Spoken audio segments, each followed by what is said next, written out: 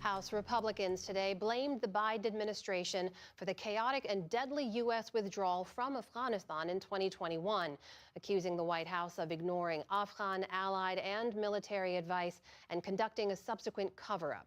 The U.S. exit from its longest-ever war ended with a complete Taliban takeover, a terrorist attack that killed 13 service members and hundreds of Afghans, including many who had worked with the U.S. government, left behind. The White House today called the report partisan and dismissed the accusation of a cover-up. Nick Schifrin is reporting on this story for us. He joins me now. Nick, so let's just start with this report. What does it say? The report from the Republicans on the House Foreign Affairs Committee makes four major conclusions, Amna. Number one, the administration was, quote, determined to withdraw from Afghanistan no matter the cost. The administration, quote, failed to plan for all contingencies. As a result, 13 U.S. service members were murdered by a terrorist attack.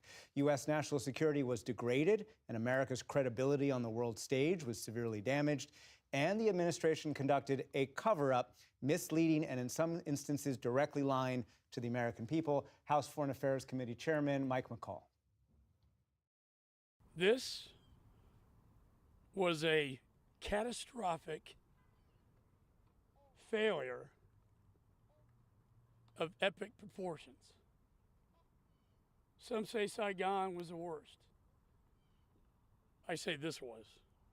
The White House called the timing of the report, Amna, for election year politics, full of cherry-picked facts, pre-existing biases. Strategically, they reiterated their belief that ending the U.S.'s longest war has made the U.S. stronger. All right, let's just take this chronologically then and start with the decision to withdraw. What is the debate here over that? The core of the debate is whether the fault of the withdrawal goes on to the Biden administration or the Trump administration.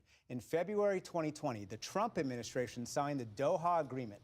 It committed the U.S. to leave Afghanistan by May the 1st, 2021, and the Taliban to refrain from attacks on U.S. troops and had to, quote, prevent al-Qaeda from using Afghanistan to threaten the U.S. or its allies. President Trump then accelerated the U.S. troop reduction down to 2,500, and Democrats say prevented a proper transition into the Biden administration. And that led to the first key finding of a Democratic House Foreign Affairs Committee report released today. Quote, the Trump administration set a time-bound, full withdrawal into motion without regard for facts on the ground and failed to plan for executing it. Regardless of that debate, the Republican report, and the fact is that Biden had a choice. He could have argued that the Taliban was not living up to their side of the agreement, and therefore the U.S. did not have to withdraw troops as scheduled. But the president argued this: extending the war would have exposed that relatively small contingent of U.S. troops still in Afghanistan to more attacks. And administration officials did not believe the military when they said that they can conduct their mission with only 2,500 troops and feared a future troop increase. Whoever's right about that debate, the Trump administration's Doha Agreement and the Biden administration's announced withdrawal was catastrophic for the Afghan National Security Forces, which lost the will to fight. Special Inspector General for Afghanistan Reconstruction, John Sopko, told me in 2022. What really happened was they felt essentially that the Taliban had cut a deal with our government and to some extent maybe their own government, and they were left in the lurch. And the Afghan security forces collapsed in a matter of weeks or months. So that's the decision to withdraw. What about the actual withdrawal, the nature of that and the chaos we all saw in August of 2021? The report accuses the administration of failing to plan for and delaying the order for that emergency evacuation of Americans in Afghanistan, therefore creating an unsafe environment at the airport in Kabul. And that is what led to those catastrophic scenes from August 2020 that we remember so well. Afghans trying to rush onto the plane, trying to get out of the airport, as you see there. And of course, the suicide bomber who killed hundreds of Afghans trying to get inside the airport, and 13 service members protecting the base. Today, the White House said that the withdrawal planning began before Biden even made the decision to withdraw, and State Department officials have made the following arguments. Any earlier evacuation would have actually collapsed the Afghan government earlier. They did warn Americans to get out, and it was the Trump administration that really eroded the system that evacuated Afghans, and it was the Trump administration that did not have any contingency planning. At the end of the day, the evacuation that they led, Amna, was 120,000, the largest in U.S. history. And one more point on this the White House made: the intelligence community said at the time the worst case scenario was the Afghan government would fall in 6 months.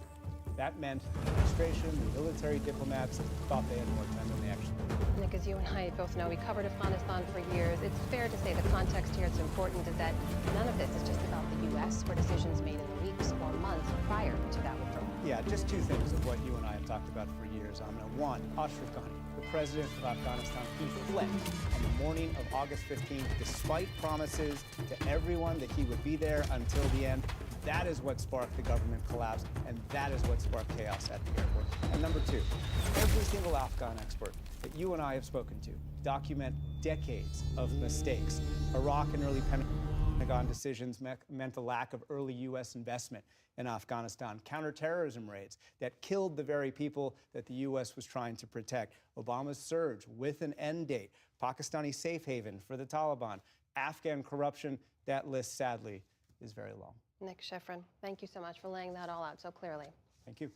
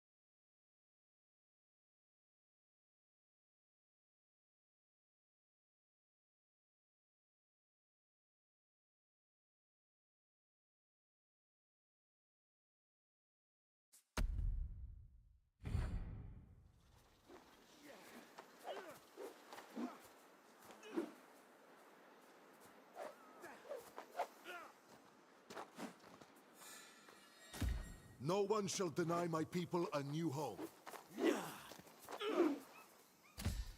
I fight for my brothers in arms, and do what must be done to be strong in this world. This will be quick. I fight for my brothers. I do what must be done to survive. We move. I have spoken.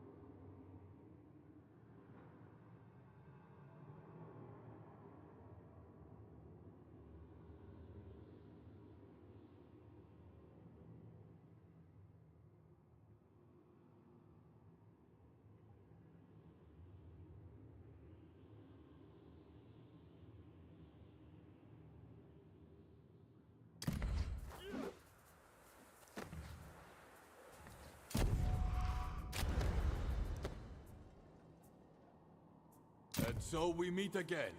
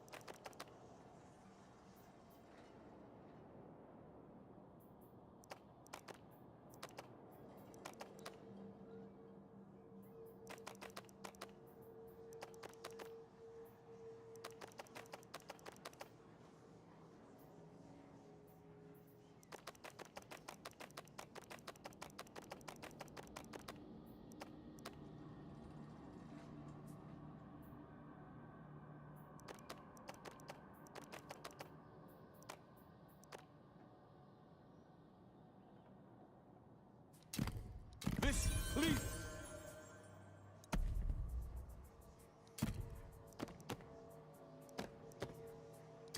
I seek what... I protect my warriors.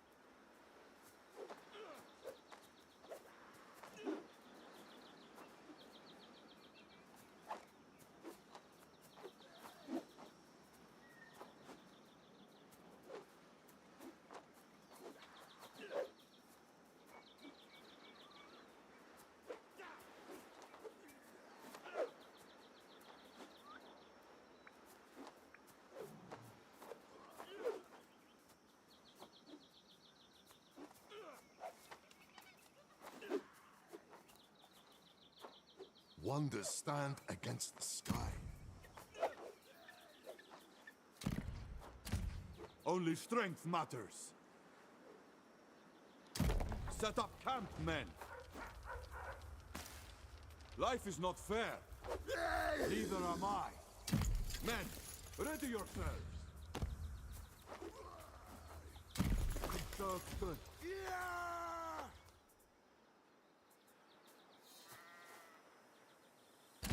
Warriors, march!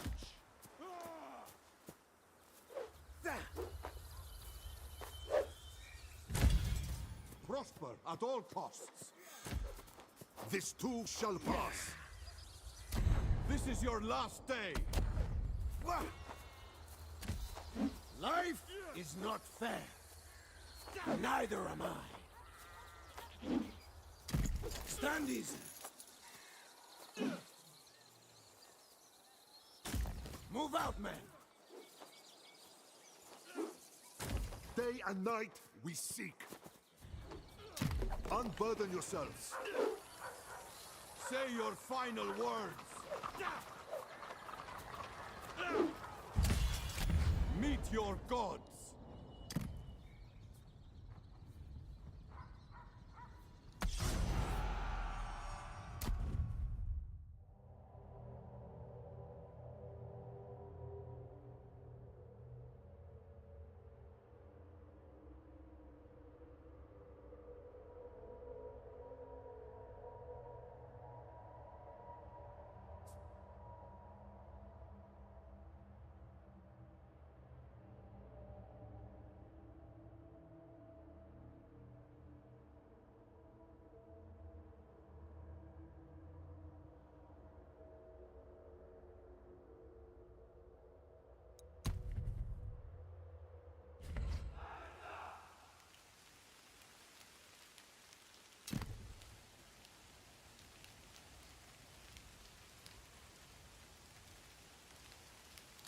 Warrior, raider, leader!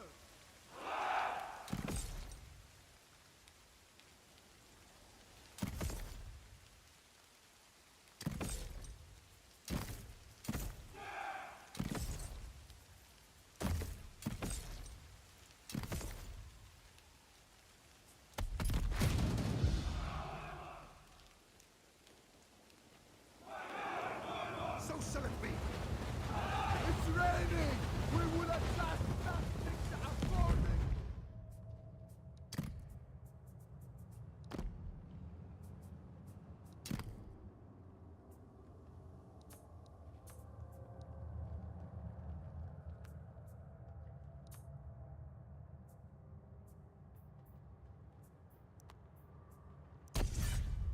Live!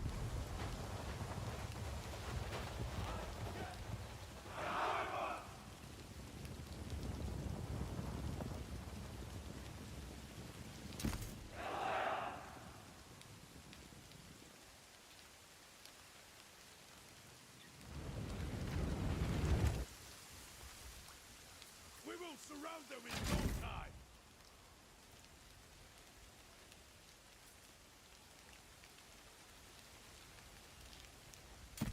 Move into place! Foreman of the tide! Set arrows!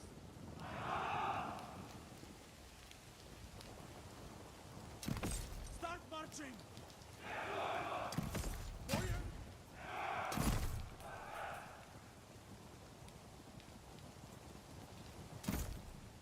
I've heard the Canaanites fight like rabid dogs!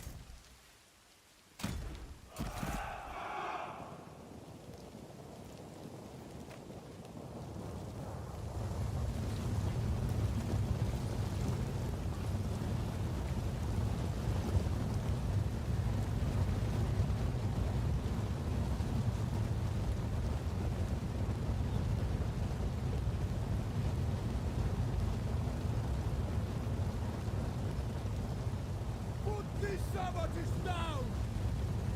We are invincible!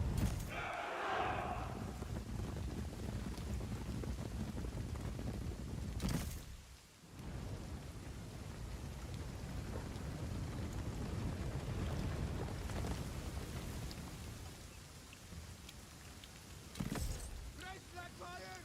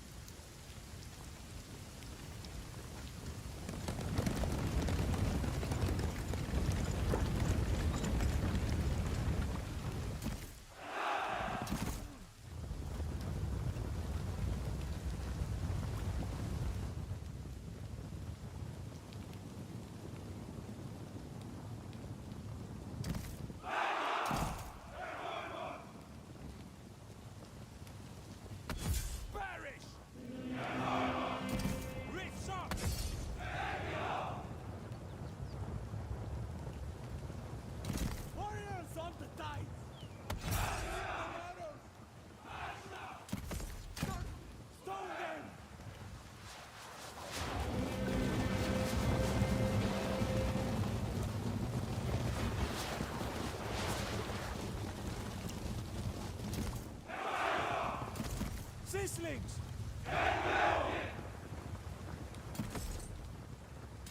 Stop! Storm onwards!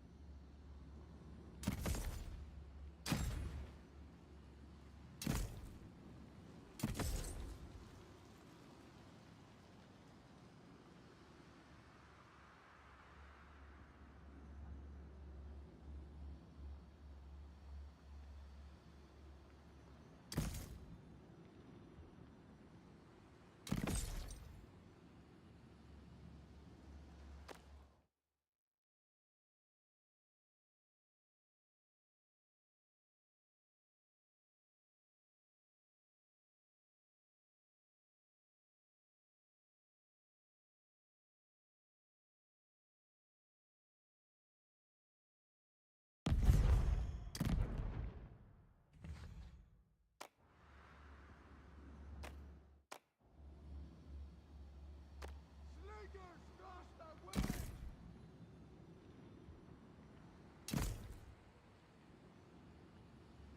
Get away now!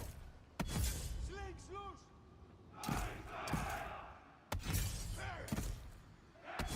Men, attack! Back, damn it!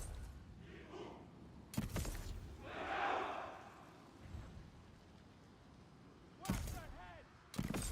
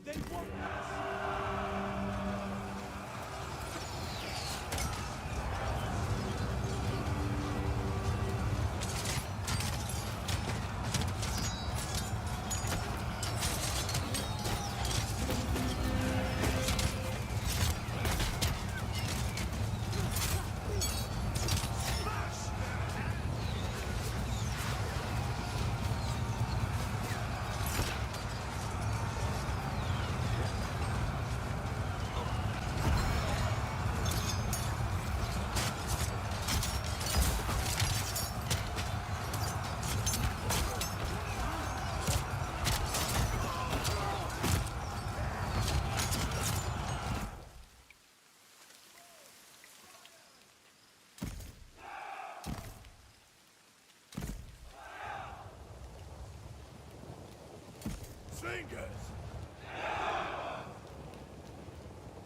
No one can break us! Winds guide us!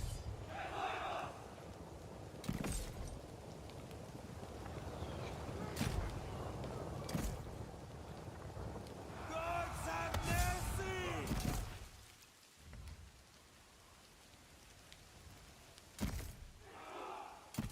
Stop, Mom!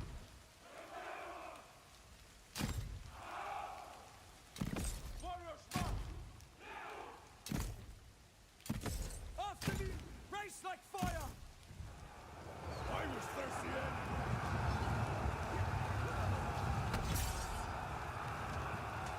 I do what I must! Good! Did I take you?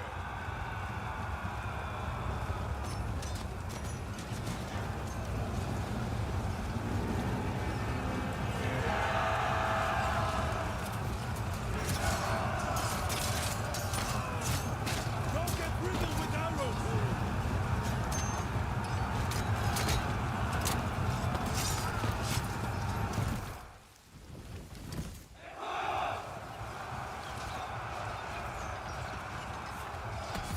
Crowded blood!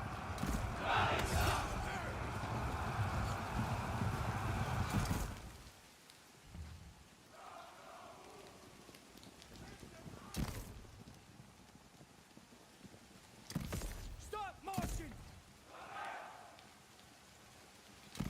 Rush forward! God save us! Strike hard! Stones of sea and race! Duty is my creed!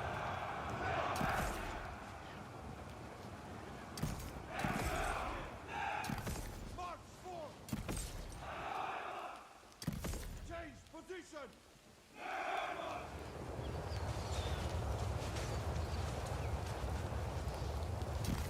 Ready to sleep? Release! Face the fury! I will not die! No one can break us! The sea unites us! Leave them out!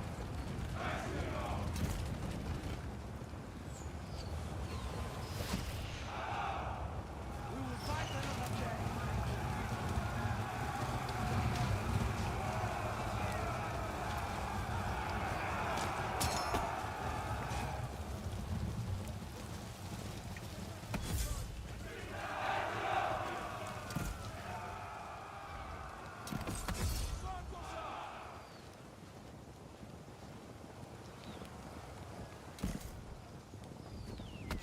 Seek your maker!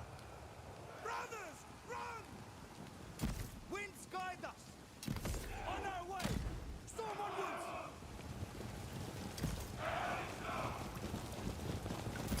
Warriors of the tides!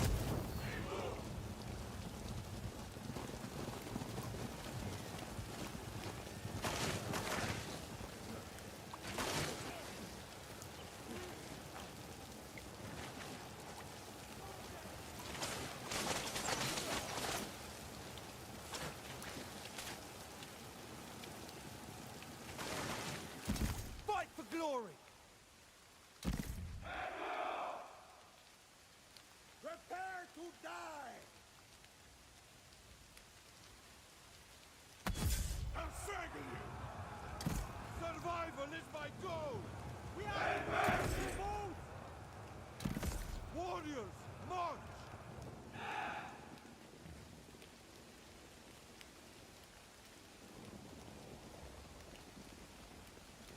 No more of this!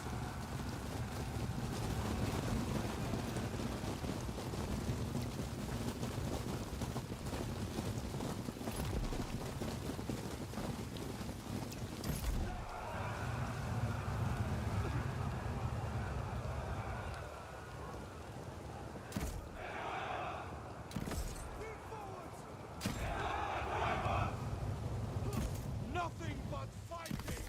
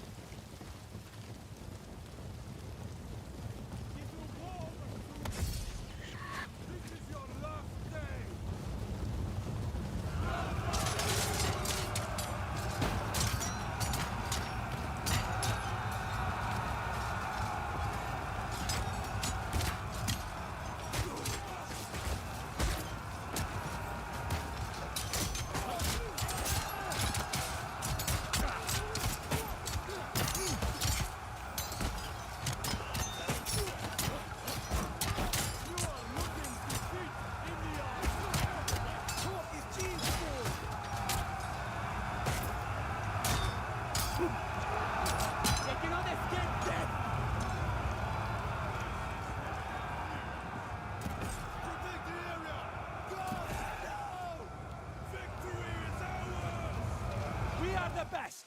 No doubt about it!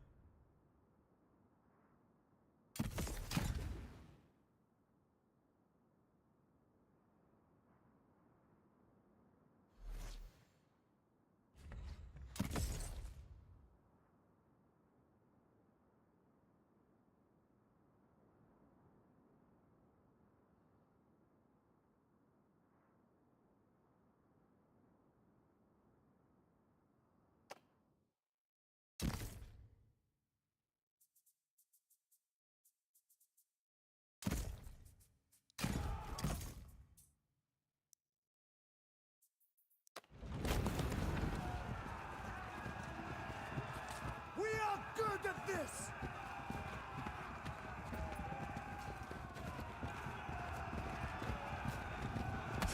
Riptide take you!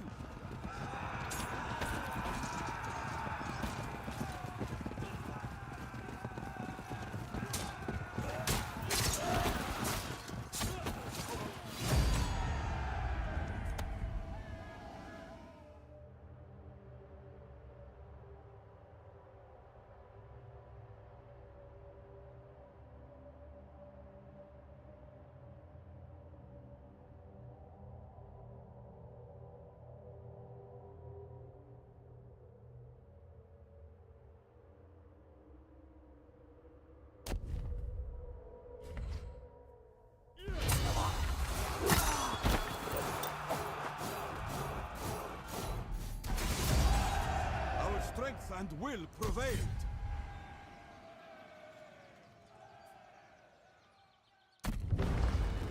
Men, raise this city.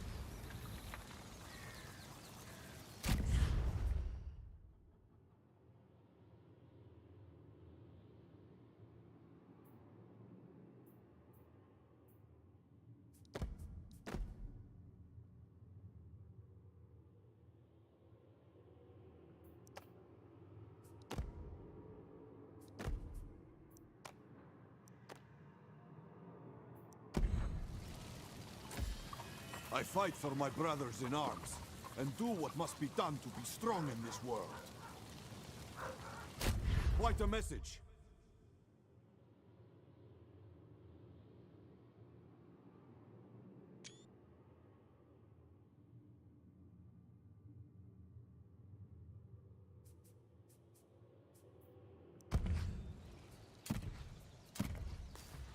No one shall deny my people a new home.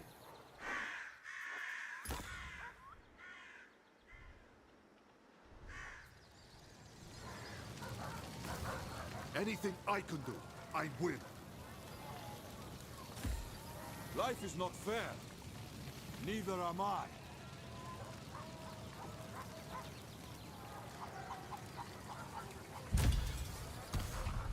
Expecting the unexpected.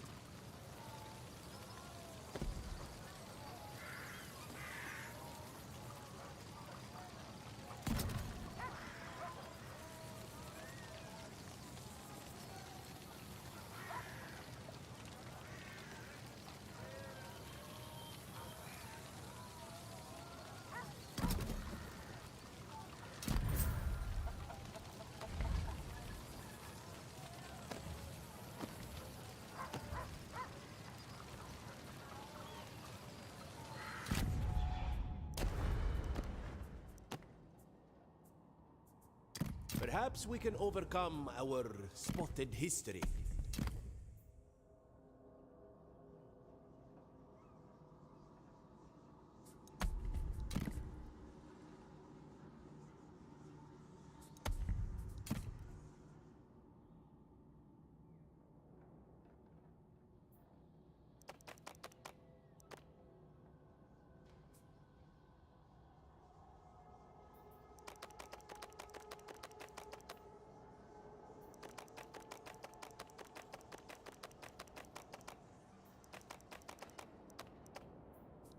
A sensible.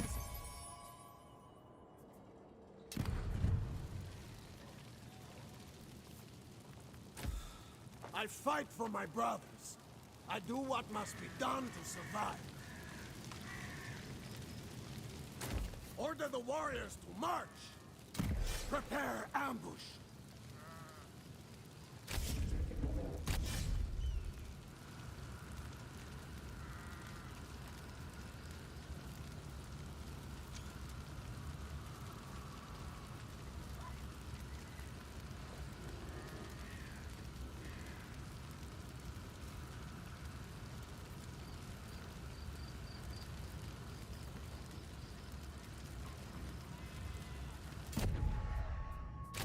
I seek what cannot be found.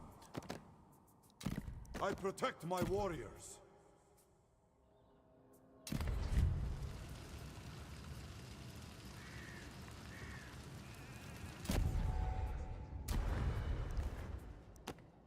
I will break one of your bones for every lie you tell.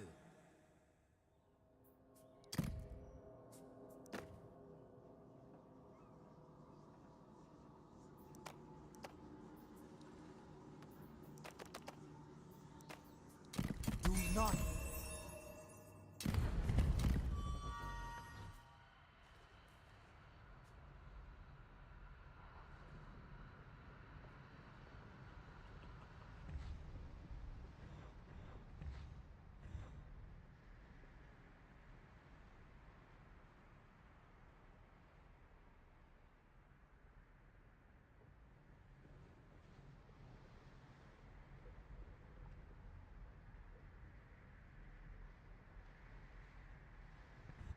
I will grind you to nothing!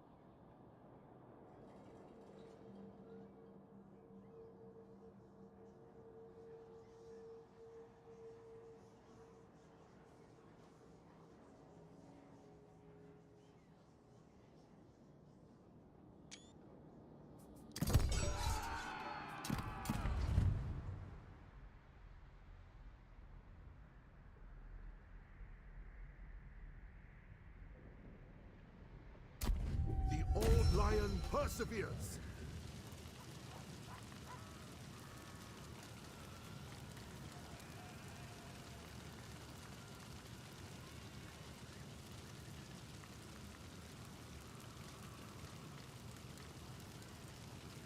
Blah. Too many smiling people.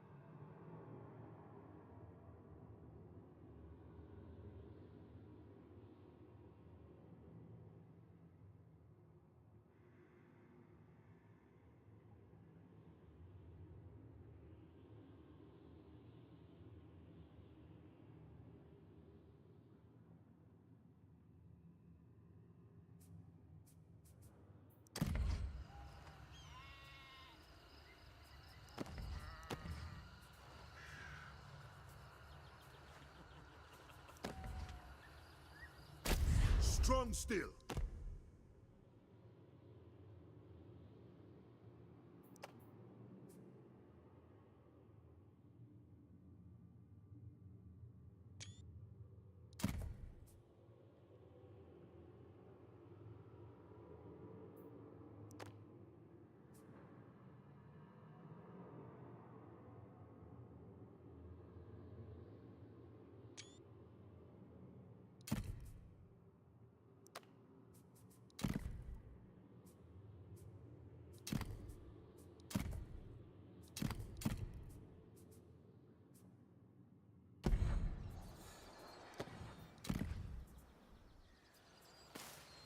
More to be done.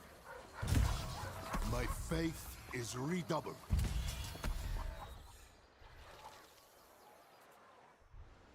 I'm bored. I need to raid something.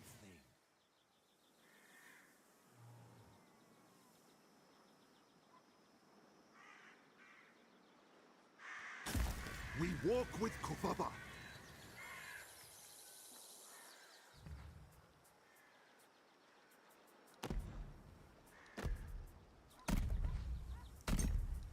The Peleset welcome all.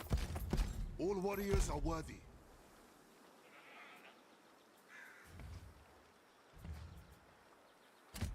Strong men make strong armies. Speak quickly. I protect my warriors. God, grant me your strength.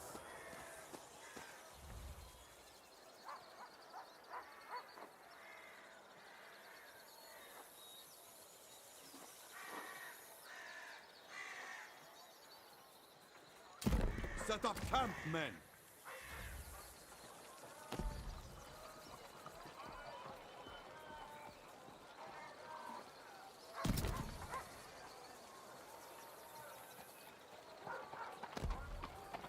Gather all able-bodied men. Strong men make strong armies. You work hard, or you leave. I speak, you listen. You will take orders only from me. Pitch tents! We are soldiers. Men, let's pay our respects. Men, ready yourselves. May our prayers bring victory in battle.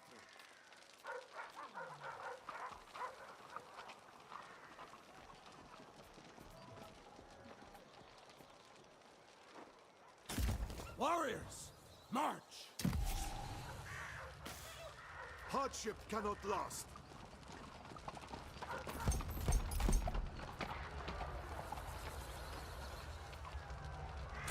Set! Steady pace. Our fight is just.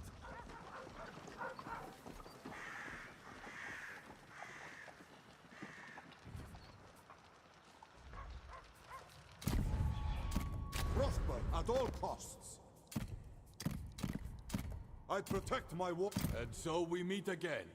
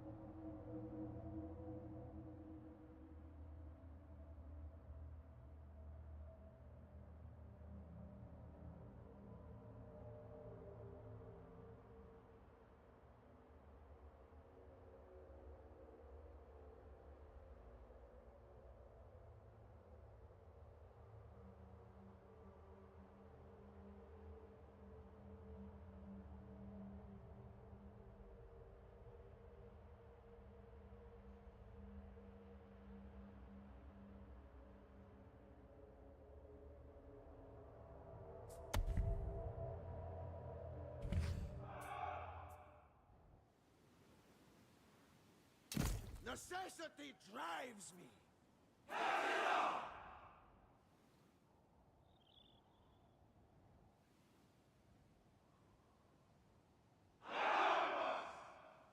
Their savage land will be better off without them! See things!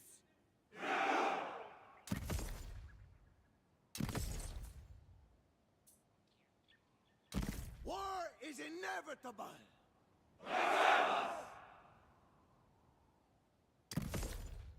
Not another hit to the head, please!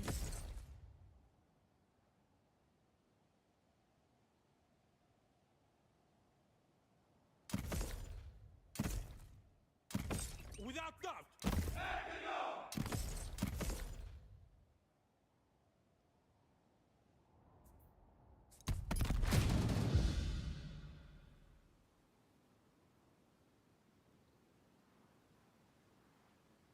Stone them!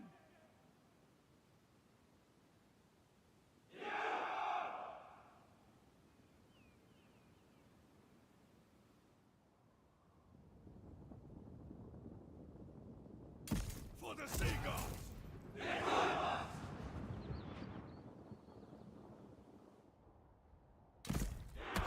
Attack!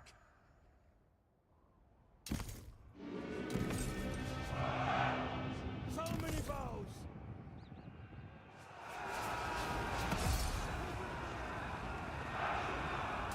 Raider by heart! You lot, ship!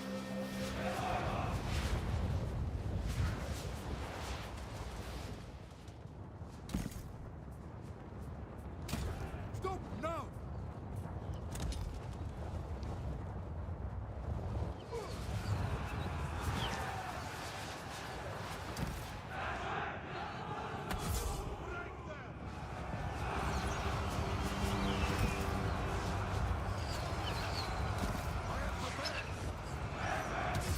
We shall prevail! Look to me, Peleset!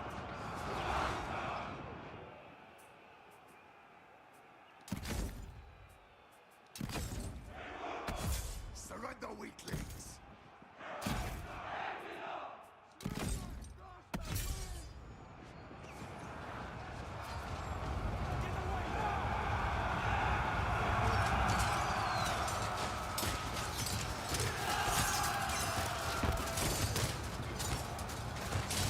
I will break you!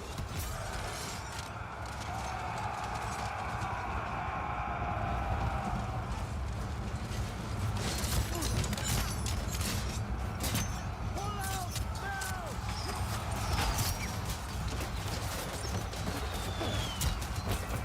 Brothers, run! There is no hope!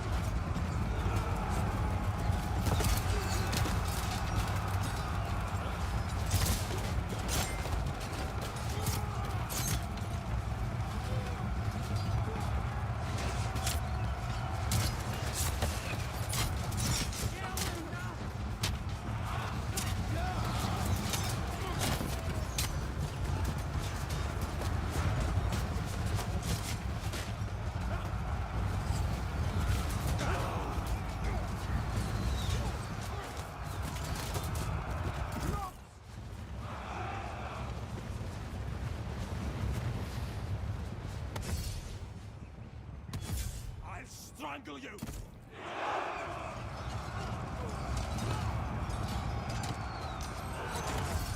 I shall test your limits!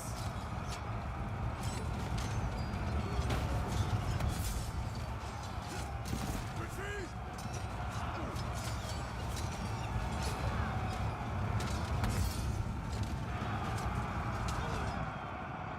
And so we begin! Once they let loose, we'll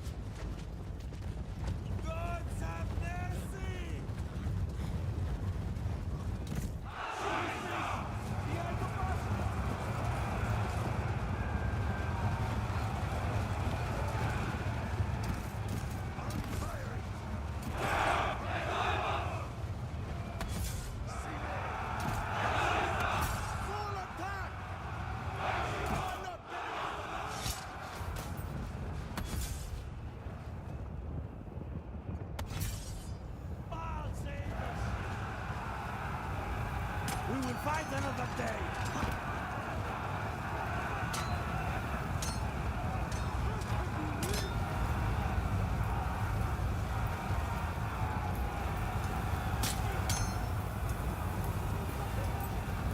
We cannot be defeated! This is why they're here! We are the best! No doubt about it!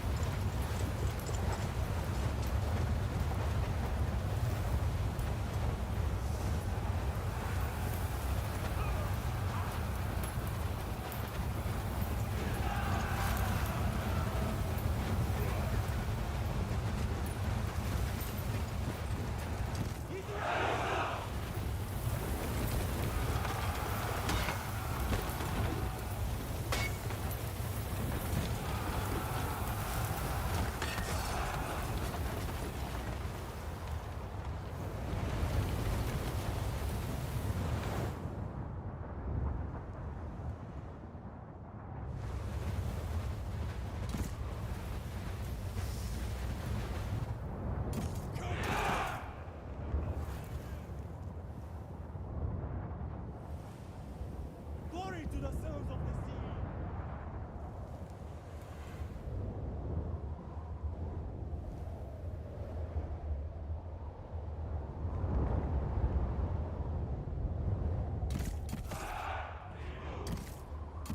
March onward!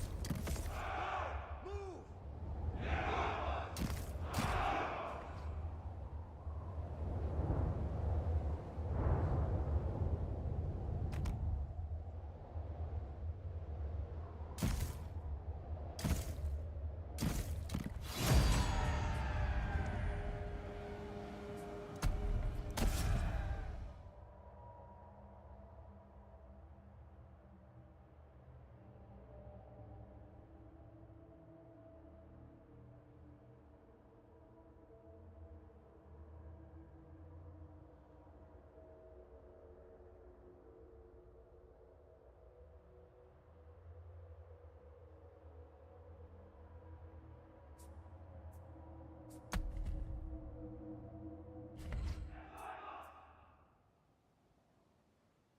I slay to live! I'm used to dying! Warrior! Raider! Commander! Coordinated orders!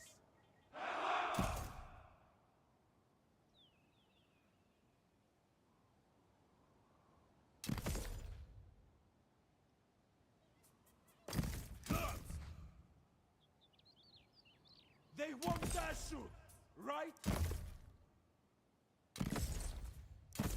Sailing is my passion! Warriors, group up!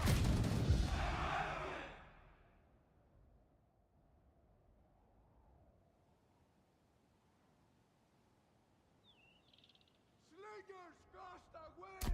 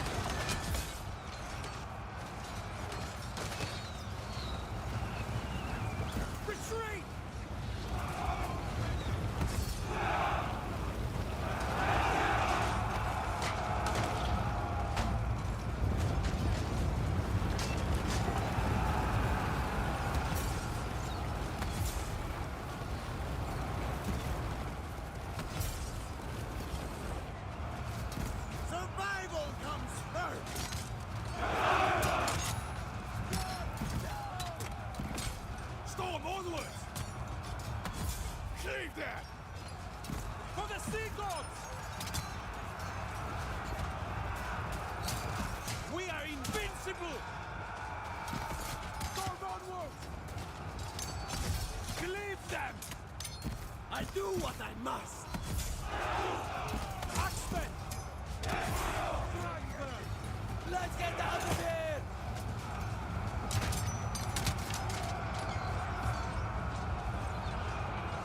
War is inevitable!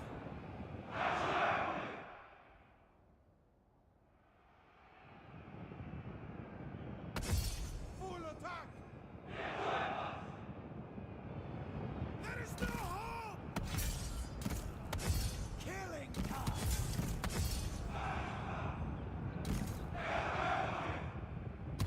Strike and slaughter! This will hurt! How can we win?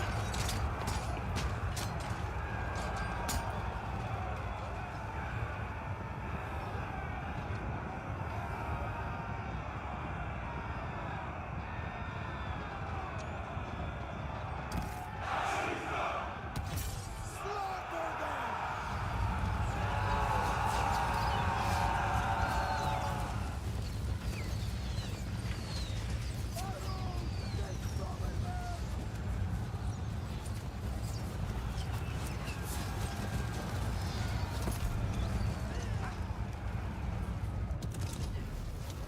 Nameless weaklings, fall!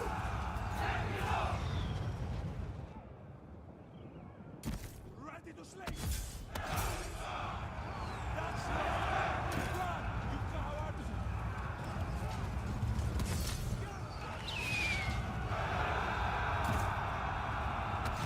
Perish! I stand firm! The sea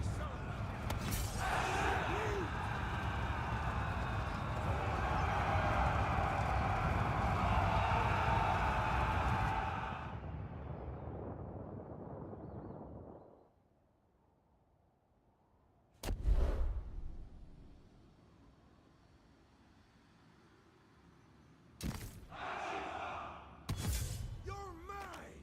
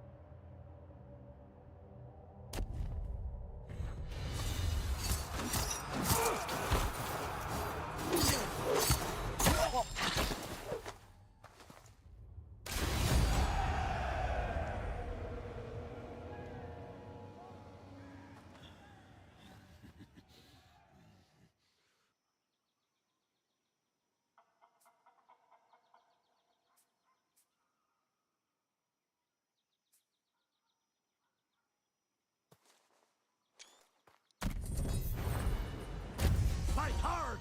Loot harder!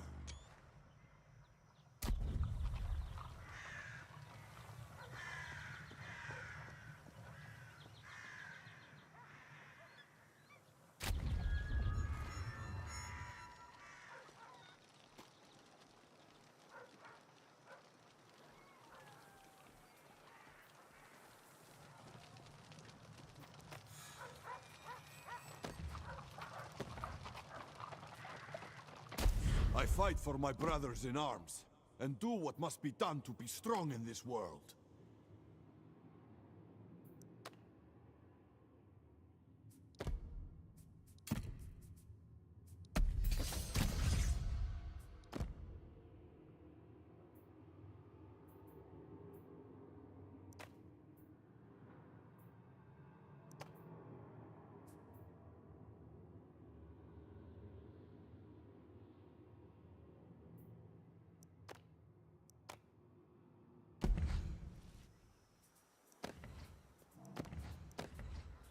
this land somehow prospers.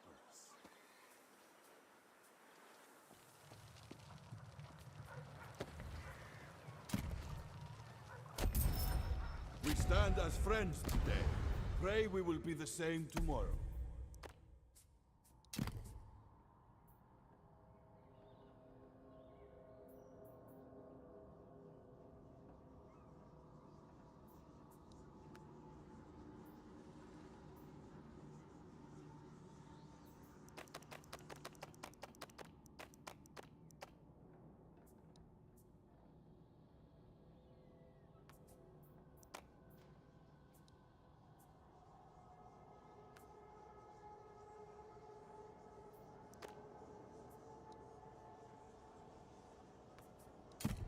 I accept. Never back. I seek what cannot be found. Our ambitions align so far. This is good.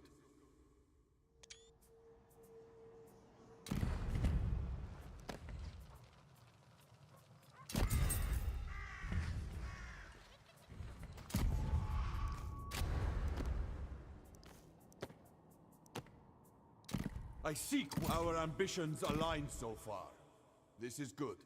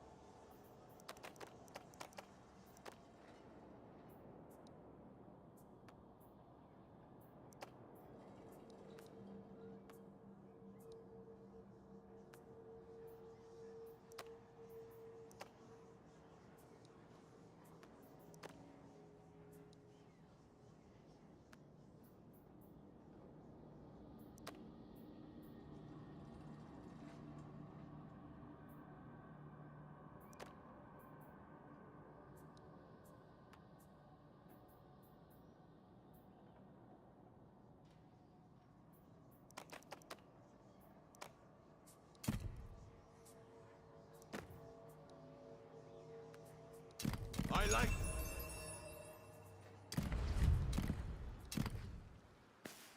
No one shall deny my people a new home.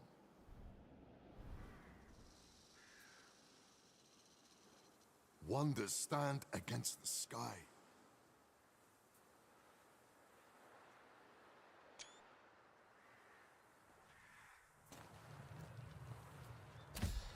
I fight for my brothers. I do what must be done to survive. Where I go, death follows.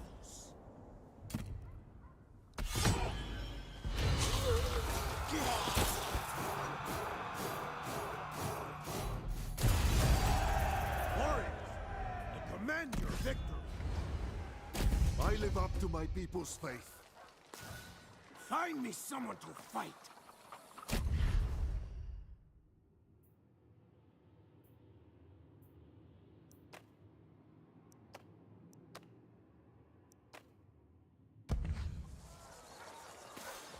I seek what cannot be found. Any news? Prosper at all costs.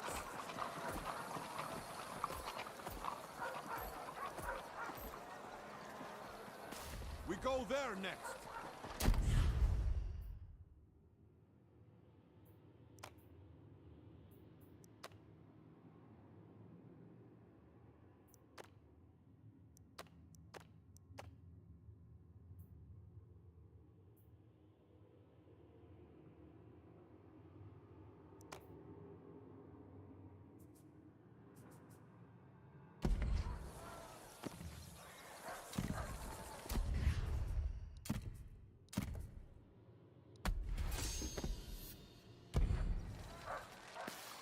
Conflict builds character.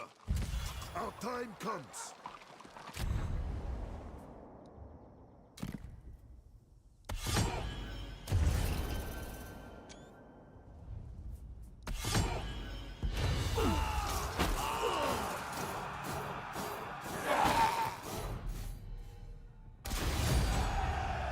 is done. We triumph. This land is cruel. The old lion perseveres.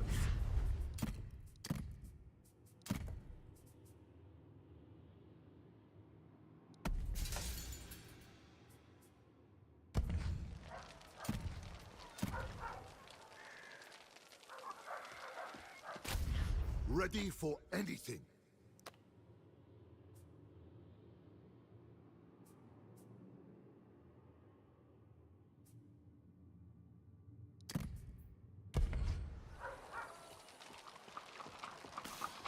Life is not fair. Neither am I.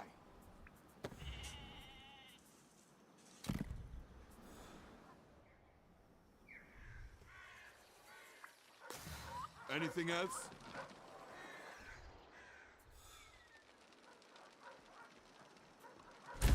Say your final words.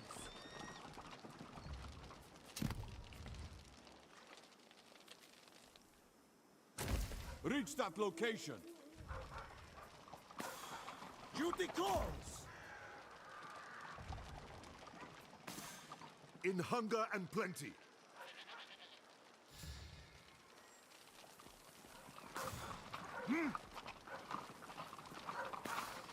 This too shall pass. Step aside, Canaanite.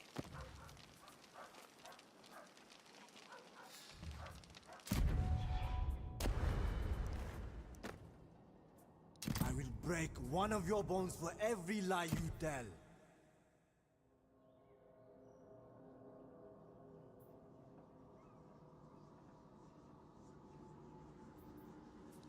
It is done.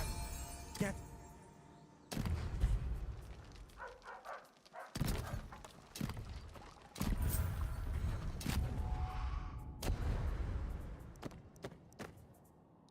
Prosper. I protect. Oh, you seek parley. Perhaps you are wiser than I thought.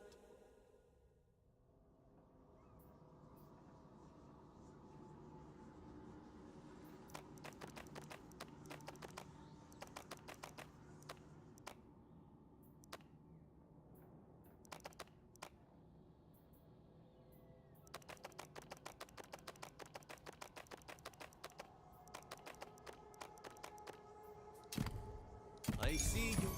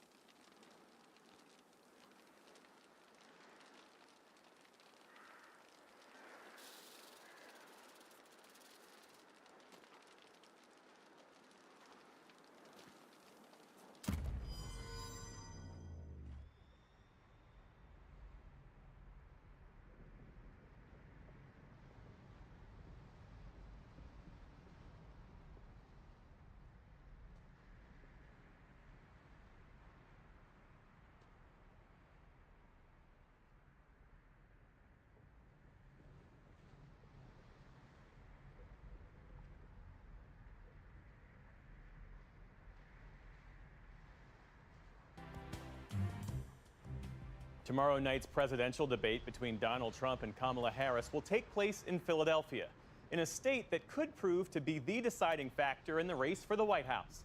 Lisa Desjardins takes us inside one Pennsylvania county with a track record of picking the winner, a place both parties think could signal how the state and possibly the There is country future could vote. here. I feel it. Drive down a gravel road just past a cornfield, and you will find how Vice President Harris plans to win the election. If someone says, they're concerned about reproductive health care, you want to talk about Kamala Harris's opinions on that. In swing Northampton County, Pennsylvania, Democratic volunteers meet weekly to strategize before hitting the streets and pushing every way they can for Harris. Hello, my name is Vanessa, and I'm a volunteer with the Harris campaign. There's a lot of enthusiasm since Kamala Harris got into the race for getting out and voting for her, but I think people are very, concerned. It's such a close race. Help people get involved, Lord, and help people work to save America. Several miles away in Northampton County, Republicans too are gathering for voter outreach.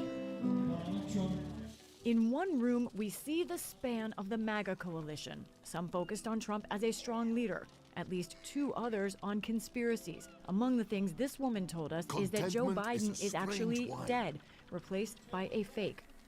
For Rodney Nace, it's about Trump's track record. He voted for Barack Obama once, but is now all in on Donald Trump. He's very, very outspoken. I could be too if I get wound up, but he gets the job done. And when he gets the job done, it was always for the betterment of the country. Of the 3,000 counties in the country, just 25 of them voted with the winner in the last 4 presidential elections. Of the tiny amount in swing states, Northampton County was the closest in 2020. It voted for Joe Biden by less than 1 point. These are the steel stacks. Lifelong resident Carlos Diaz grew up with the lights of the Bethlehem steel plant. Every night, blue flames would shoot out of that. And you would hear the clanging and the banging, and there was always like a shh, shh, shh, shh, that never stopped. That was your childhood, all the time. That was the soundtrack to my childhood for sure. That was in the 80s, but within years, the plant shut down, snuffing out thousands of jobs that were the town's economic lifeline. Did those jobs ever come back? No. They shifted a portion of them down to Maryland, but the majority of them were lost and gone for good. Carlos is a truck driver and a lifelong Democrat voting for Harris. Like her, he opposes abortion bans, and as the father of a child with autism, he was appalled at attacks on VP nominee Tim Walz's son. Perhaps most of all, Carlos sees the working class at stake. These people who are not part of the 1%, who are not corporations, why they would think it's in their economic self-interest to vote Republican is beyond me. I cannot comprehend that. Joe Biden went to a union picket line? How amazing was that? A sitting president on a union picket line. That just made my heart swell. Northampton has an industrial draw. It's a key corridor between major East Coast cities. But it is also a compact version of the whole state, with urban areas like Bethlehem, lush rural farms, and middle-class suburbs. Who says that? Like in Easton, where Jackie Kroll today is watching her grandson. A retired school teacher, she's centered on family and her faith. I am voting for Donald Trump. It's policy over personality for me. I'm a conservative Christian, and he aligns, the party aligns much more with my ideals as a Christian as the Democratic Party. She is Republican and anti-abortion and applauds Trump for his role in overturning Roe v. Wade. The matriarch of a family of wrestlers, she opposes transgender women playing in women's sports. Oh, there's my great-grandparents. Oh, these are wonderful. Jackie's politics are also rooted in family. Immigrant grandparents from Germany and Italy, once Democrats. My grandmother used to say, when I was a little girl, Democrats are for the poor, Republicans are for the rich. If she were alive today, she would be a Republican, no question about it. Because the Democrat Party of her day is not the Democrat Party today. Jackie blames Democrats and Harris for high prices from food to homes and for what she sees as a lower work ethic. I'm very work hard, don't expect the government to take care of you, do what you have to do for your family. Doesn't mean you're going to be millionaires, but you will have a comfortable living if you work hard. That idea unifies this swing county, hard work. But the divide is everywhere, like at the popular Fagley's Brew Pub. At the bar, a veteran for Trump is struggling in this economy.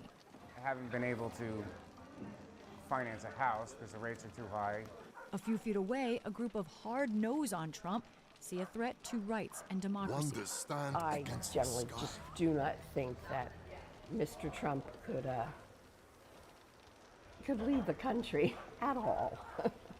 One thing we noticed, we did not find any Democrats for Trump, but we did meet Republicans against him. What don't you like about Trump? Where do I start?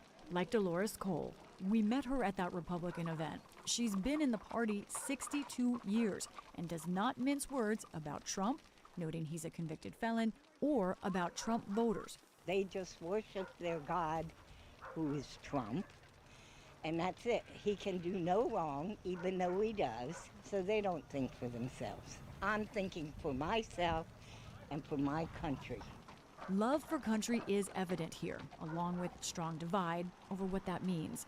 Like so much else in Northampton County, who wins here likely will come down to one thing: who works the hardest.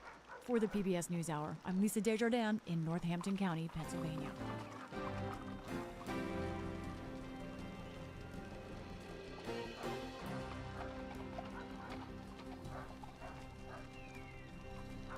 And for more on the latest in the presidential race, including a look ahead to tomorrow night's debate, we're joined by our Politics Monday duo. That's Amy Walter of the Cook Political Report with Amy Walter and Tamara Keith of NPR. Great to see you both as always. Good to be here. So tomorrow is the first and so far only debate between Kamala Harris and Donald Trump. This is a potential campaign reset moment as many voters tune in for the first time with, 56 days left to go until Election Day, but who's counting? So Tam, how are both sides preparing? Well, one thing that has stood out to me today for hearing from both campaigns is that my country. Love for country is evident here, along with strong divide over what that means. Like so much else in Northampton County, who wins here likely will come down to one thing: who works the hardest. For the PBS NewsHour, I'm Lisa Desjardins in Northampton County, Pennsylvania.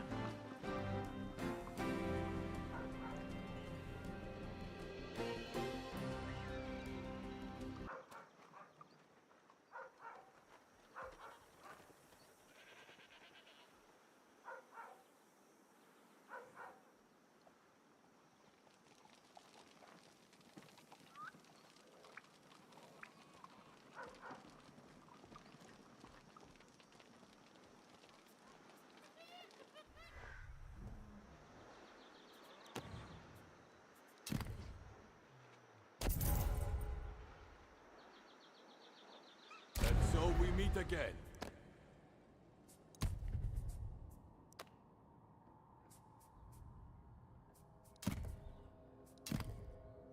We are in a...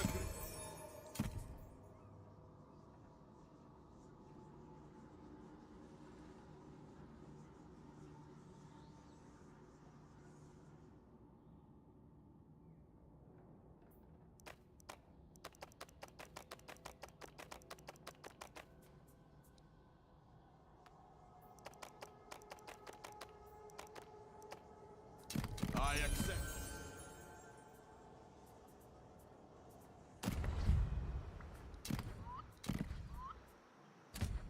More to be done.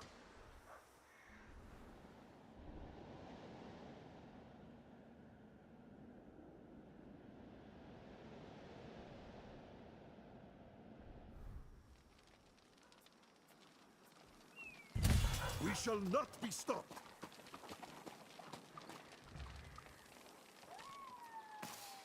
Survival at all costs. Quite a message.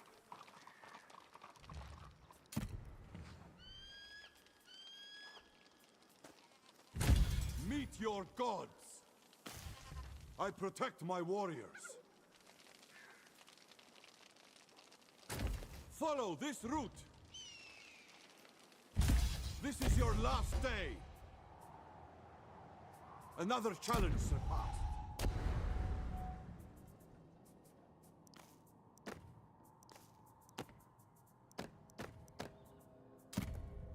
I suppose things need not remain so contentious between us.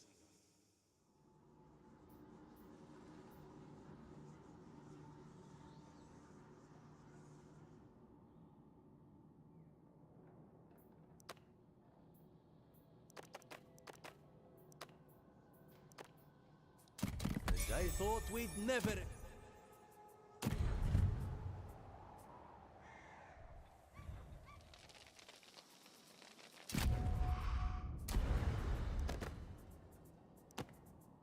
I don't trust a word out of your mouth.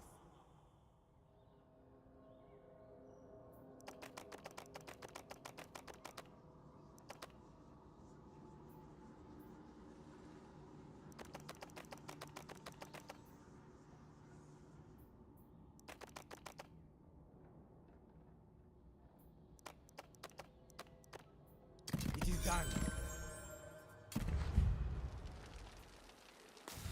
Yes, just so.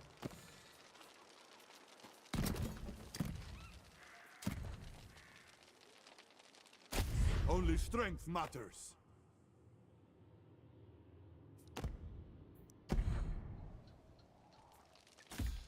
Anything I can do, I will.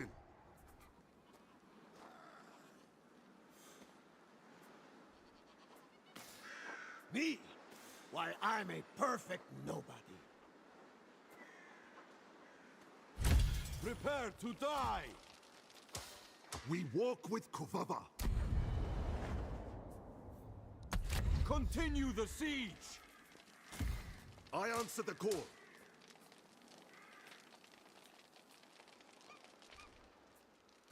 Effort will pay off.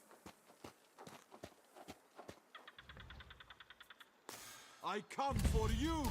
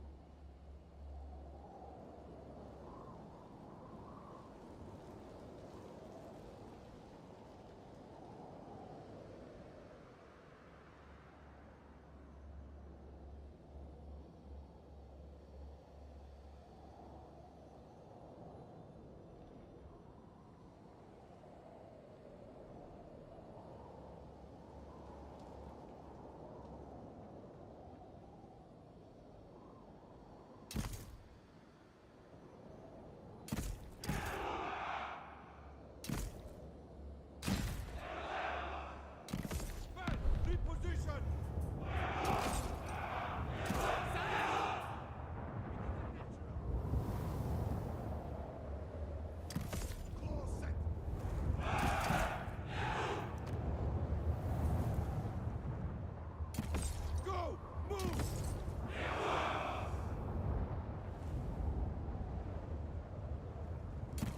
Marching orders! Fast ahead!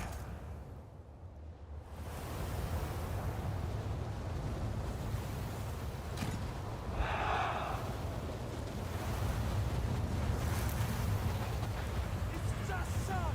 It's got... What?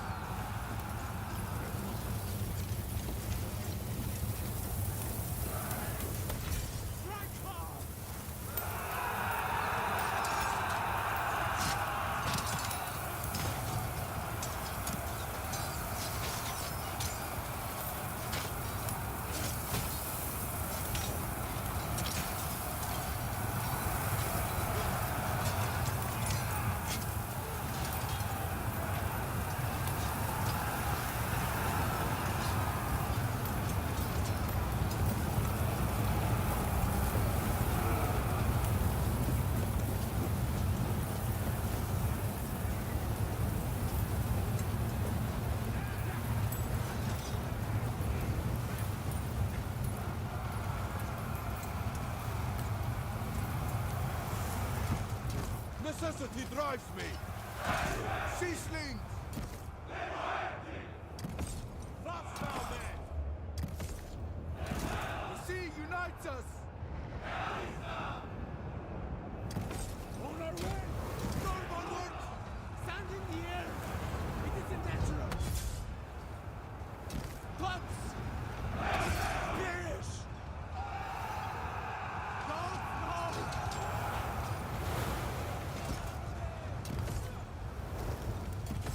Company! Double time! Bring that, thank you!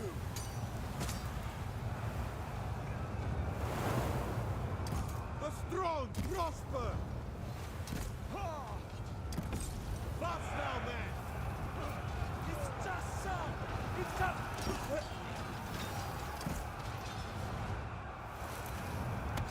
Ripped, I take you! Retreat! Warrior! Raider! Leader! Perish!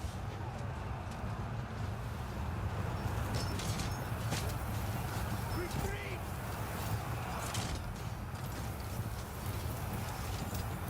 Keep it together, men! Stay strong!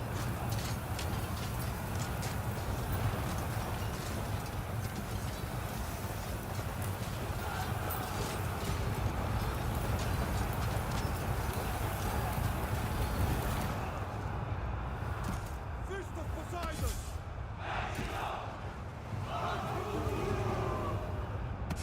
Drown in blood!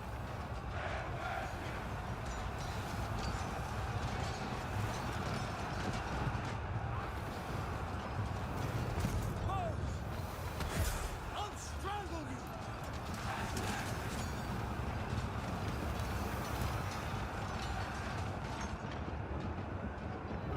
Get away now!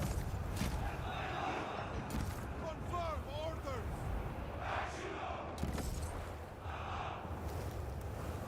Swordsmen!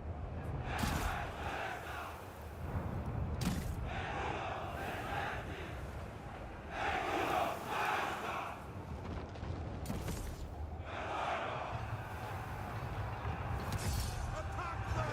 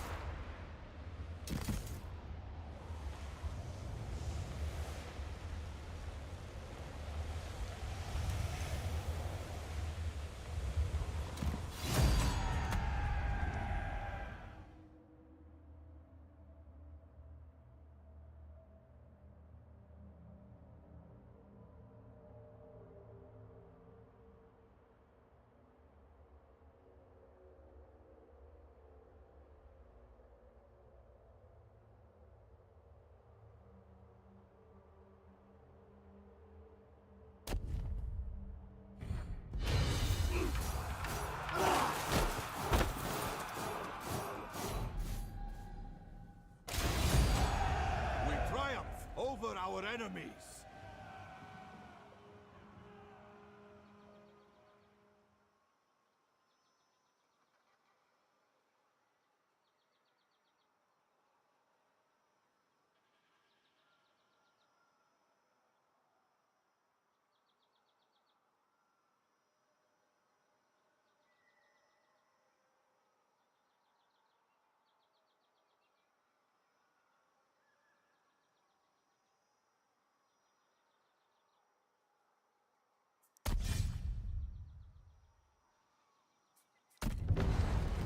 Ruin this place!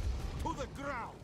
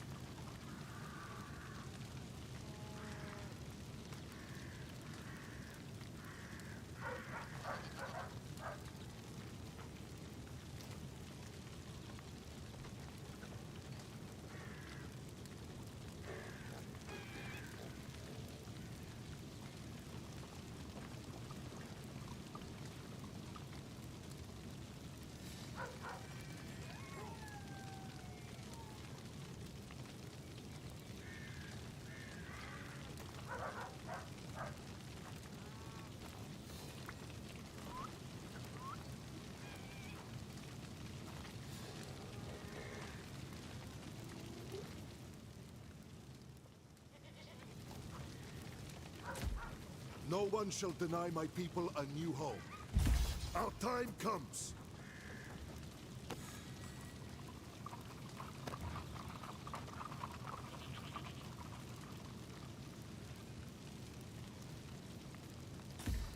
This too shall pass.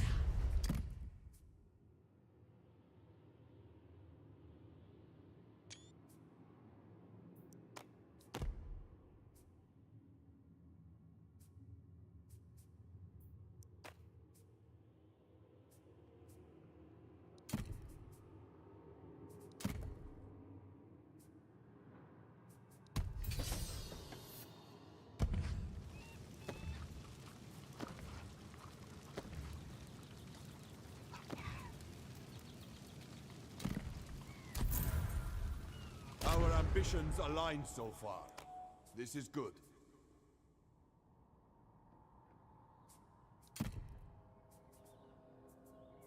May the seas make you strong in body and clear in mind.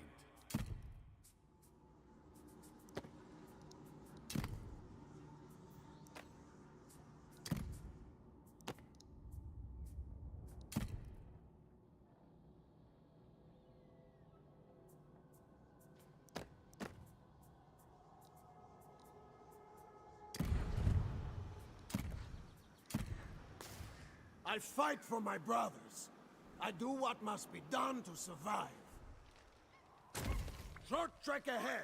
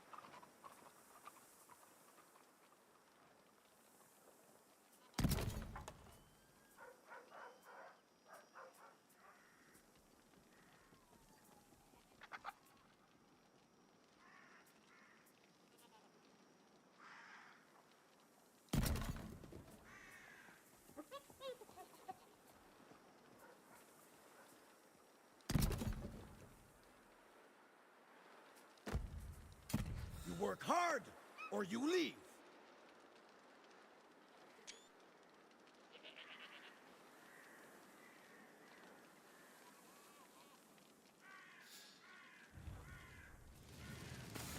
I fight for my brothers in arms, and do what must be done to be strong in this world.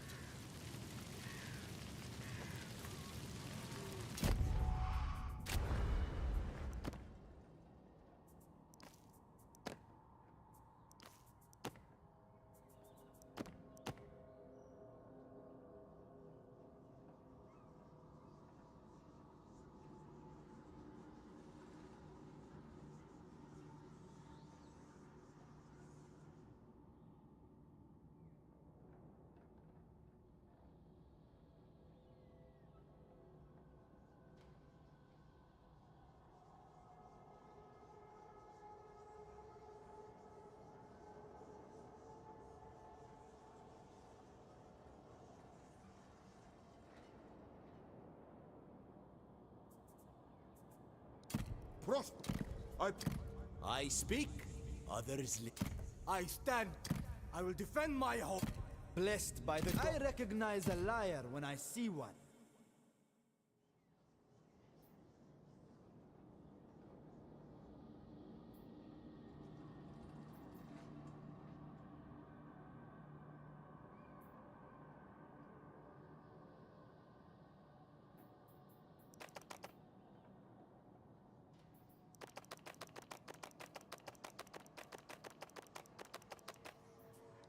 All right.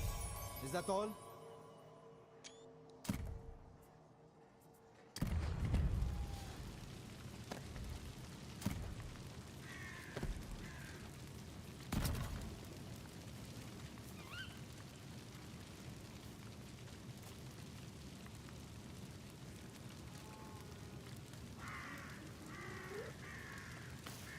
I am here.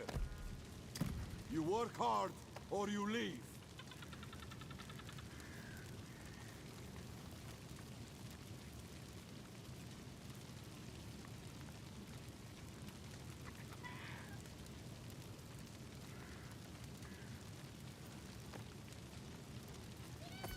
Gather all able-bodied men.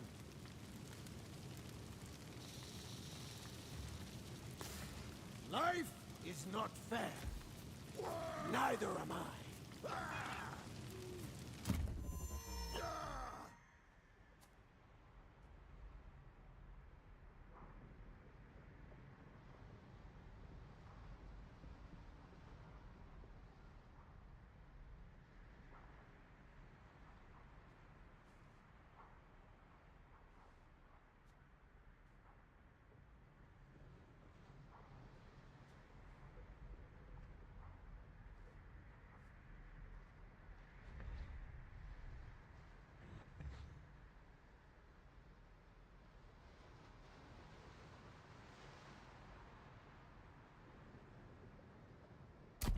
Fight hard! Look harder!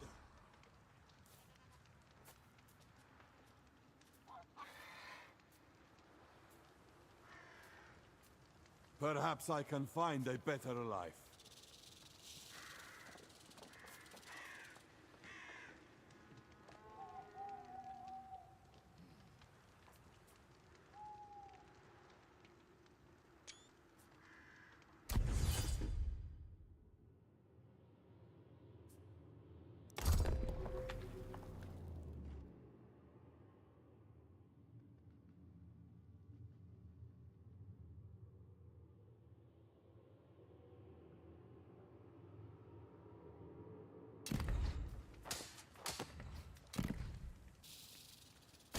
I seek money and power.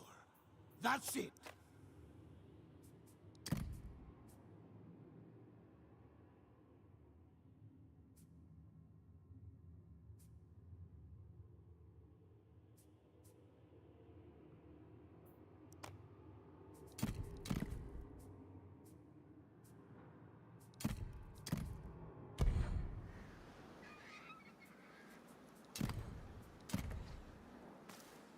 Life is not fair. Neither am I. We have them!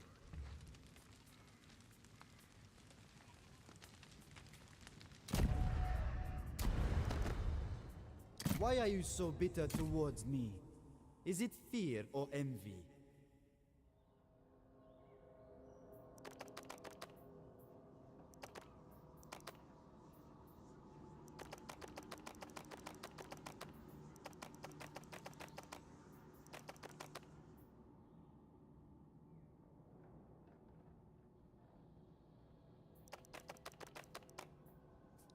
Don't mistake my...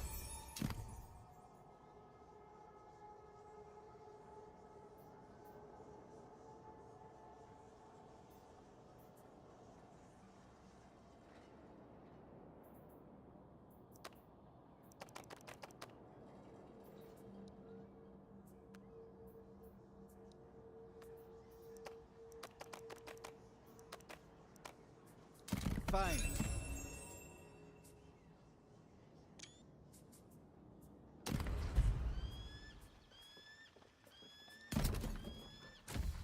Trust in me.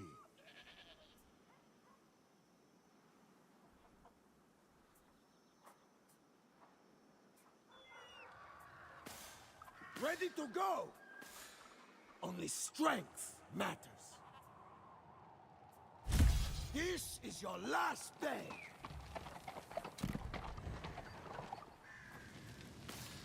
Speak quickly.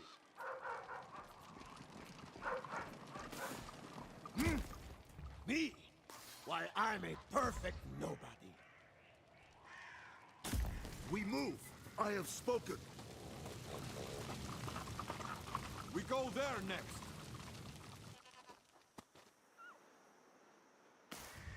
Any news? This is your last day. Survival at all costs. Head over there. Say your final words. Prepare to die. Let's explore. Meet your gods. Life is not fair. Neither am I.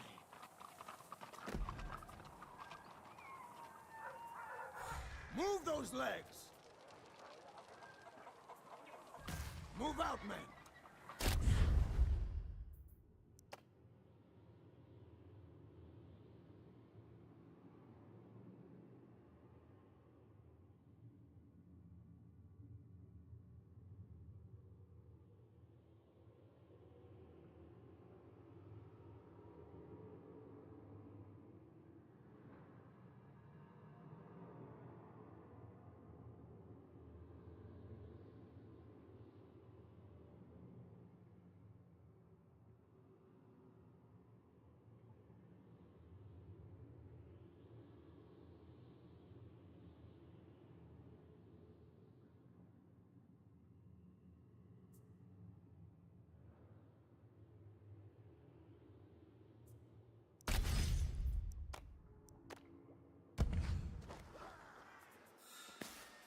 I seek money and power. That's it. Duty calls.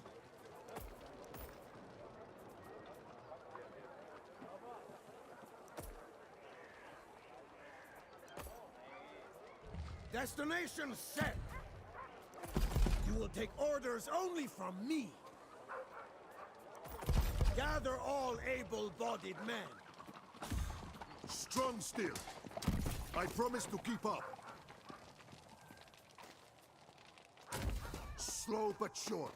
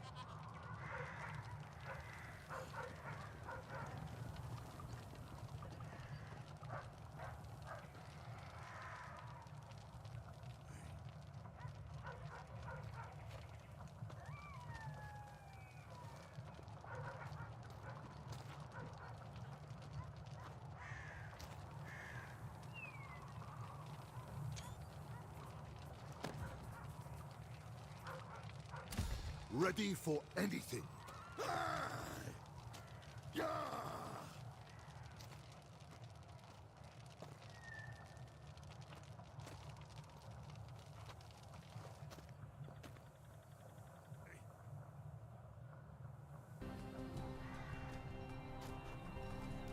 And for more on the latest in the presidential race, including a look ahead to tomorrow night's debate, we're joined by our Politics Monday duo. That's Amy Walter of the Cook Political Report with Amy Walter and Tamara Keith of NPR. Great to see you both as always. Good to be here. So tomorrow is the first and so far only debate between Kamala Harris and Donald Trump. This is a potential campaign reset moment as many voters tune in for the First time with, what, 56 days left to go until Election Day, but who's counting? So, Tam, how are both sides preparing? Well, one thing that has stood out to me today for hearing from both campaigns is that they are both talking up Donald Trump's ability to debate. Both the Harris campaign and the Trump campaign say that he's hard to debate, that he has a lot of experience debating. They have different reasons for doing this, but essentially the Harris campaign is sort of talking down. They're not talking down her ability, but they're just tempering expectations, because she's this person who, is a former prosecutor, has had these standout debate moments. She, in various Senate hearings, prosecuted the case, asking tough questions, and her campaign is trying to say, temper those expectations. Trump is this unique person who is difficult to debate, who is unencumbered by facts, as she says, and so watch out. We work with Kovava. That's a little bit of working the refs, I think, from both of the campaigns. So working the refs. And the other thing that I'll say is that what we know is that Harris is new in the spotlight.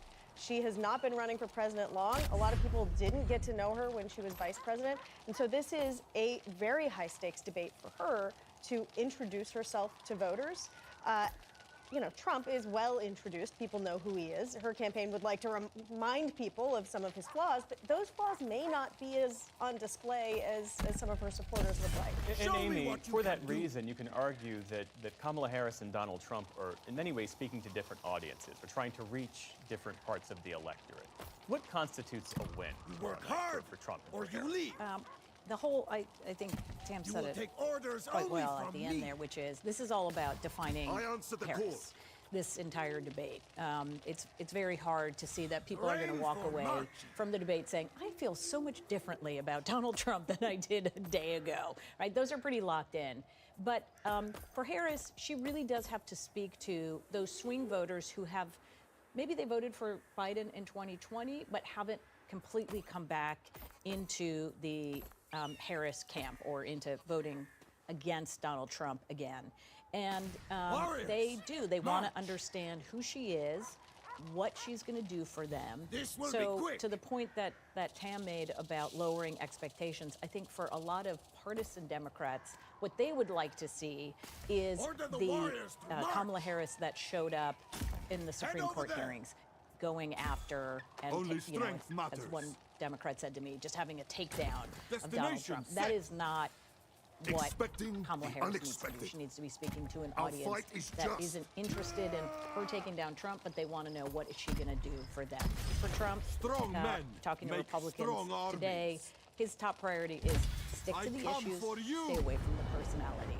Now, we've known that that's not always easy for him to do, but that is, they feel like he has a pretty easy job, is if he sticks to substance, that he can make a good case for why Harris should not get 4 more years. We will see if that happens tomorrow night. Can we talk about this New York Times Siena College poll that has political obsessives all spun up?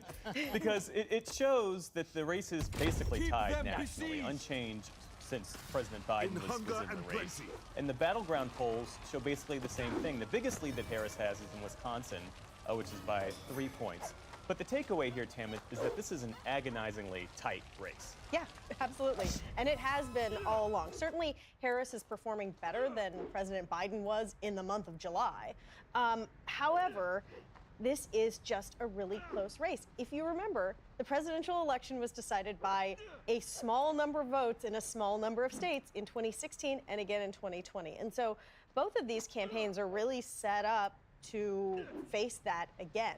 I think that's partially why you see Trump now sort of talking about election fairness and possible election denialism again, sort of laying the groundwork. And it's why you hear Harris talking about herself as an underdog, in part because she needs voters to be so motivated to show up to vote that even if they have to pick the kids up from school and go pick up groceries, they're still going to go vote. Yeah, so part of the reason, this is a national poll, and I think part of the reason that you're hearing sort of this consternation, especially for Democrats, is they look at the results of the last two elections. Hillary Clinton ultimately won the national popular vote by about 2 points. She lost narrowly in those key swing states. Biden was leading, won the popular vote by 4 points, narrowly winning. So if you are Kamala Harris and you're either trailing by 1 or you're just up by 1, that is lower than where Hillary Clinton was. And the other, and certainly much lower than where Biden was. The other question I think a lot of folks are having is, okay, if the polls were off in 2016 and 2020 by undercounting Trump supporters, are these polls finally getting it right and showing, as Tam said, a race that we should know all along is tight? Or should we see that it is actually going to undercount him again? He's actually ahead by 4. Because there have been Democrats who've said that this poll in particular oversampled Republicans, and in a way that could mean that it's actually more correct, it's a more accurate sample. Right. Or we just accept that, Or it's not. Or we just accept, as we have for a long time, that this is, I think you said agonizingly, this is going to be very, very, very close. And right now, this is why this debate is so critical. I think what you saw from the moment Biden dropped out and through the convention, Harris got all that support among Democrats and Democratic-leaning independents, and the race is sort of stalled out there. Trump hasn't lost anything, he hasn't really gained anything, and the debate becomes a moment where it can. Yeah, and all of this essentially tells us that all of that euphoria that Democrats felt with Harris coming on, that didn't actually change the fundamentals of the race. Her support is consolidated in a way that Trump's has been all along. Yeah. All right, Tamara Keith and Amy Walter, thanks so much. Appreciate it. Welcome.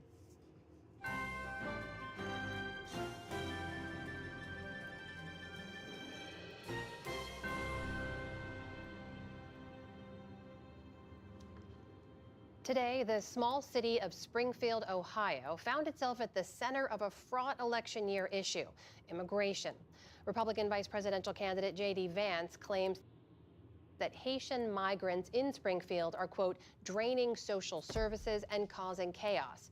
He's also repeated a baseless rumor already debunked by city officials about pets being abducted and eaten, a story amplified by right-wing media and Elon Musk online. Over the last 4 years, Springfield has seen its small population grow by over 20%, driven almost entirely by immigrants. William Brangham recently went to Springfield to understand how the city is coping. The sounds of Haitian Creole carrying across soccer fields, in grocery stores, in restaurants, dishing up the popular Haitian street food pate code. It's striking, hearing all this in the heartland of the United States, Springfield, Ohio. Springfield's a small blue-collar city with a familiar story. Much of the factory work left decades ago, and the residents followed. A community of more than 80,000 emptied out to less than 60. That is, until the last few years. Our churches, we've seen new people. In the pews? Yes, absolutely. Wes Babian was the pastor at First Baptist Church for almost 20 years. For years, we've lost people that you hope somebody else will come and take their place. That hasn't happened here. Until now. Because there are folks from Haiti who are coming to church. Lukens Merzus, who, among his many other jobs, mans the soundboard for Sunday services, is one of those new Haitian members. Why Springfield? Of all places. Merzus, with his wife and daughter, were among the first Haitian families to arrive here in 2018. I got a decent job when I was in Haiti, and then to make a difficult decision to leave, it wasn't easy. The reason they left is their home country is disintegrating. Get things moving. Protests and increasing violence in the Caribbean nation culminated in the assassination of President Jovenel Moïse in 2021. Since then, the country spiraled. Armed gangs currently control 80% of the capital, Port-au-Prince. Merzus is one of the estimated 731,000 Haitian immigrants now living in the United States. I got my brothers and sisters. My mother is still living there. I'm always thinking about my family in Haiti. Because of that violence, the U.S. granted what's called temporary protected status to Haitians in the U.S., giving them limited time permission to live and work here. TPS was then expanded by the Biden administration. Merzus says he came to Springfield for the same reason most Haitians did. He heard that housing was cheap and jobs were plentiful. What started slowly, we had an application pool that was a little bit different. People coming to work here. People looking for jobs. What he's welding here again are welded axle components. Jamie McGregor is the CEO of McGregor Metal, which makes welded parts for the auto and farm industries. Right now, about 10% of his workforce is Haitian, over 30 employees. Okay. I wish I had 30 more. Our Haitian associates come to work every day. They don't have a drug problem. They'll stay at their machine. They'll achieve their numbers. They are here to work. And so in general, that's a stark difference from what we're used to in our community. McGregor acknowledges the sudden arrival of so many new immigrants is a challenge on multiple fronts. But he believes this is partly how the industrial Midwest can regrow. We want more jobs in our community. And in order to fill those jobs, some jobs need to be people who are not originally from here. There's things in the last 5 years that have really changed and has been a forward improvement for Springfield, but this is taxing the resources of the city. Well, afterwards. Springfield's mayor, Rob Rue, says he was cautiously optimistic when the first Haitians settled in town, but then their numbers quickly rose. The city estimates 12 to 15,000 Haitians are here now. The infrastructure of the city, our safety forces, our hospitals, our schools. Springfield is a close community and has a big heart, but at the same point, we've had this influx that has taxed all these services. The number of students needing English language help has quadrupled in 5 years. Translators at the local health center cost hundreds of thousands of dollars a year. And last year was the busiest year on record for the fire department. But it seemed that for the community at large, the increase in immigration and its stresses largely flew under the radar. A lot of that changed last August. It was the very first day of school, and a school bus full of kids was coming down this road. A driver coming in the other direction came around that bend, said he was blinded by the sun. He clipped the bus, and the bus ended up in this ditch. We begin with breaking news. Right now, multiple law enforcement agencies are on the scene of a deadly school bus crash. Dozens of children were injured, and 11-year-old Aiden Clark died. When the driver was revealed to be a Haitian immigrant without a U.S. license, things erupted. The majority of the Haitians here are low-skilled, and they're illiterate. I want to know who's busing them in, who's responsible for that, and who can stop them from coming.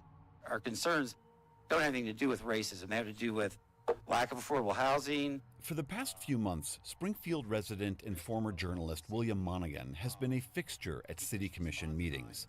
He helps run a Facebook group that's become a clearinghouse for locals' concerns about the Haitians, where people complain about everything from reckless driving to higher rents. Do you shop in Springfield? No. Do you drive the streets of Springfield? No. Do you consider that Springfield is your home? No. Are your kids safe in school? No. They're talking about, I got kicked out of my house because the rent went way up. My insurance has gone way up. I don't feel safe in the stores anymore. With maybe a couple exceptions, it's never a race issue. But they want to make it sound like a racial issue so they can demonize us and ignore our concerns. But these are valid concerns. I have the same fears that you as mom and dads and grandma and grandpas and aunts and uncles have. I won't say this is a Haitian crisis, this is an immigrant crisis. It's the fact that we have so many people here and we have a culture clash. Mayor Rue says reckless driving is an issue, but there has been no uptick in crime related to the immigrant population. But with so many new arrivals, he says, the city needs help bolstering basic infrastructure.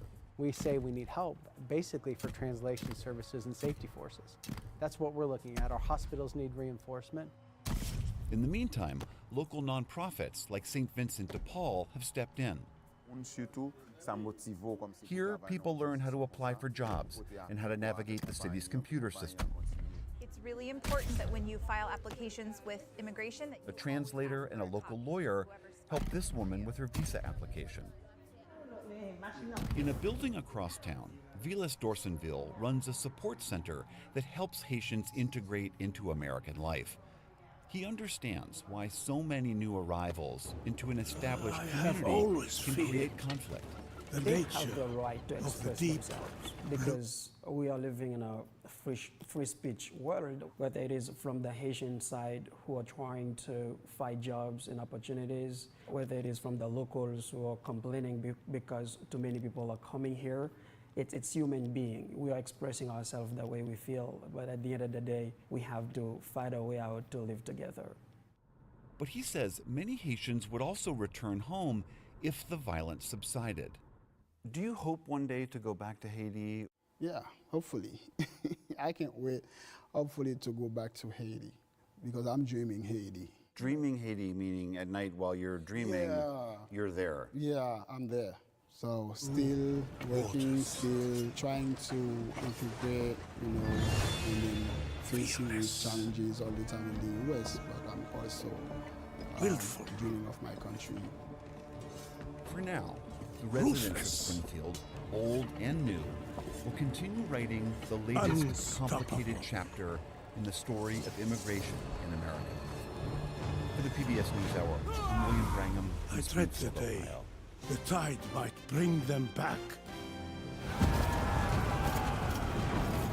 The people of the sea. At Stanford's Social Neuroscience Laboratory, scientists have spent years studying kindness, connection, and empathy.